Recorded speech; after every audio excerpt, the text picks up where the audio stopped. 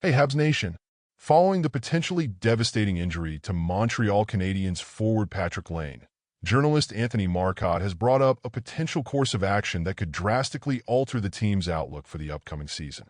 While the final diagnosis on Lane's condition has yet to be confirmed, there's growing speculation that his absence could be long-term, leaving a significant void in the Canadiens' forward lineup. Marcotte, speaking on BPM Sports, has already floated the idea of a possible trade to fill Lane's spot in the top six. With the Canadiens seemingly poised to fight for a playoff spot this season, it's crucial for general manager Kent Hughes to keep the team competitive and stay in the mix, as Marcotte put it. That's not going to be easy, though. At this stage of the preseason, finding a player of Lane's caliber on the trade market is no small feat. But this is where things get interesting.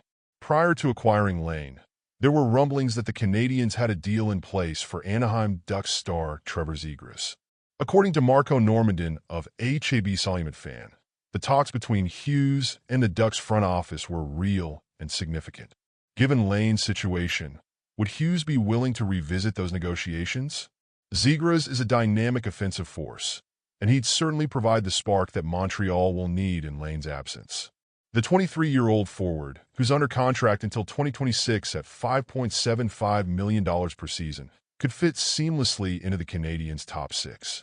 Over the past two seasons, Zegras has established himself as one of the NHL's most promising young stars, racking up 80 points in his last 112 games.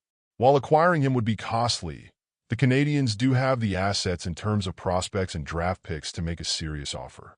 With Lane's salary moving to long-term injured reserve, if he's out for an extended period, the Canadiens would gain some much-needed cap flexibility to take on Zegras' contract.